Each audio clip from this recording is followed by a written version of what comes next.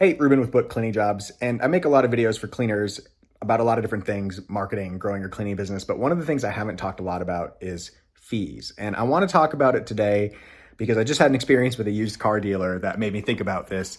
And from running my own cleaning business, I have a little experience dealing with customers and trying to charge them fees for certain things.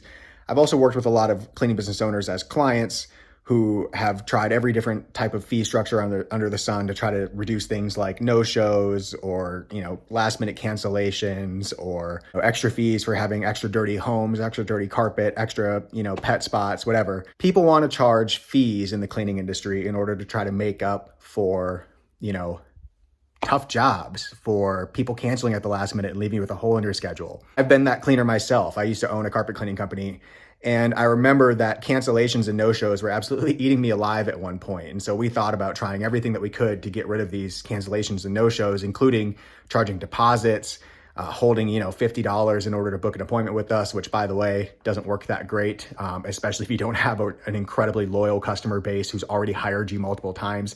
A new customer who's never hired you before, highly unlikely to give you a deposit in order to hold a spot on your schedule unless they have a really serious need. They cannot find anybody else to do the job.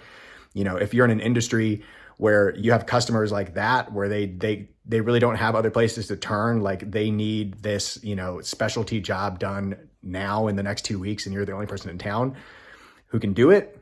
In those cases, you may be able to get deposits, right? To get people to put money down in order to reserve a spot on your schedule for your service. In the cleaning industry, in carpet cleaning even, there's not a huge barrier to entry. There's a lot of people in this business. There's a lot of people getting into this business all the time. And so when you tell a customer who's never worked with you, I'm going to charge you a deposit in order to hold a spot on my schedule, if they don't already know, like, and trust you, if they haven't already done some business with you, they're highly likely to go, okay, well, I'll give you a call back. Let me think about that. And they're going to call the next company. And I guarantee the next company's not going to ask for a deposit. They're just going to say, yeah, no problem. I'll put you on the schedule for Tuesday. We'll be there. So deposits, that's one thing I've seen a lot of cleaners try. And I've seen it, not work for most cleaners because they think that they can just get into business and, start charging deposits all of a sudden one day when they realize that they're dealing with cancellations, but it usually backfires, right? You usually end up losing jobs, and eventually you'll stop charging these deposits and just letting people back on your schedule again. If you've been in business for a while and you have a loyal customer base and you're, charging deposits successfully, then, great. There are those cleaners out there. I run into those people all the time. I run into people who charge deposits successfully. I run into new cleaners who charge deposits successfully. Maybe they're just really good salesmen and they can convince people that they're worth it. But on average, it's not going to work for you. There's other fees that you can try to charge, like a no-show fee, or a late fee, or, a late payment fee, those types of things.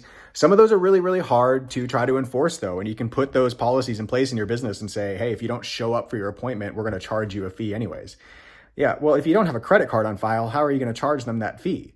Are you going to go bang on their door? Are you going to knock on their door every week and try to collect that money? Are you going to send a $50 bill to collections? Nobody's going to go collect on that for you. So charging fees for people not showing up, for people canceling appointments last minute, it rarely is going to work out. You're almost never going to collect on those fees. In fact, all you're really going to do is piss off customers. And maybe they're customers that are not good customers to begin with. If they're canceling on you last minute, maybe it's not a great customer. Now, some people have good reasons for making last minute cancellations. Some people don't. Situational, right? Depends on the situation. But in general, I find that trying to charge fees for canceling at the last minute or not showing up to your appointment, it really doesn't work. You really don't have any way, you don't have any recourse, right? To try to come back and tell that client, you have to pay me money for a service that you didn't get, right? Or you have to pay me money because I showed up to your house and you weren't ready to go. Very, very difficult to try to charge people for those situations. You can do it. You can certainly have those policies in place and you can try to do that in your business. And let me know how it works in the comments. If you're currently charging fees and you're getting late fees, you're getting no-show fees, you're getting people to put deposits down in order to book a carpet cleaning appointment, then feel free. Let me know in the comments. I'd love to hear how it's working out for you. But on average, I have not seen this work for most cleaners. And in my own business, I did not have a good experience trying to implement fees. Instead, what we tried to do is we tried to be a little bit more abundant in our thinking. And I know that might be a foreign phrase to some of you, but what I mean is that we tried to believe that there was always enough work out there for us, that there were always enough good customers out there who are looking to hire people like us to do a good job for them. And if we kept doing good work, doing the best that we could for our customers, those good customers would find us, they'd pay us to do good work, and it would make up for the customers who snuck in through the cracks and, no show to their appointment. Something became more important and they decided they didn't need to get their carpets cleaned that day, whatever it was, right? Those good customers, we always felt like we had enough of them coming in to make up for the customers who were going to leave us holding the bag, right? And so we tried to build our business around those good customers rather than focusing on and trying to build fees and implement policies to try to take care of all the customers at the bottom end, right? The customers who were really beating us up on price. They wanted us to lower our minimums. They wanted us to show up on Saturday. They book an appointment and they don't show up. We stopped focusing on trying to solve problems at the bottom end of our market, and we started focusing on trying to serve customers at the higher end. And you can do that in a lot of ways. You can raise your prices gradually so that you attract a better paying customer, a slightly higher paying customer, and maybe in a nicer neighborhood, somebody who's got a little more free cash flow that they can spend on hiring a higher quality cleaner. And those people are less likely to cancel on you because their work life is set up so that they can make an appointment and be home on a certain day. They can work remotely that day. They can take the day off work. They have PTO, whatever, right? Your customers who are, who are asking you about, can I get a discount? Can he come do it after hours? Can he come do it on Saturday? And then you try to show up to do the job and they don't answer the door and you're thinking, well, man, this is a $120, $150 job and they can't even show up for this. You'll stop worrying about those customers because you'll have so many other good customers coming in. So that's kind of how we address it in our business. Is we were a little bit more abundant in our thinking, and we just started believing that there were people out there who were a good fit for us, people out there who, we weren't going to have to create fees to try to chase these customers and get our money out of them. We were able to just attract customers who valued us. They showed up for their appointments. They were happy to have us there. They paid us. They tipped our employees well too.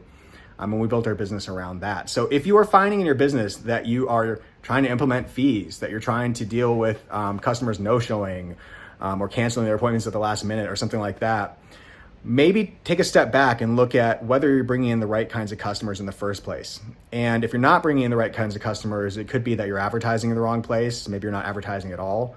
Maybe you're getting referrals from customers, but they're not good customers to begin with, right? So they're referring you to other people who are not good customers. Maybe your prices are so low that you're getting calls from everybody in town because you're $50 cheaper than everybody else. You don't want to be in that situation, right? So if you can, improve the quality of customers who are calling you, charge a little bit more, and try to focus on bringing in better quality customers who are less likely to cancel, less likely to drive you nuts, and less likely to make you want to implement fees in your business. That's my best advice for you, and that's what we did in my business. I hope this was helpful. If you have any questions, leave them in the comments. If you have a different experience implementing fees in your cleaning business, again, like I said, I'd love to hear about that. I was thinking about all this today because I had an issue with the used car dealer. He's calling me right now and I'm trying to get my deposit back on a car.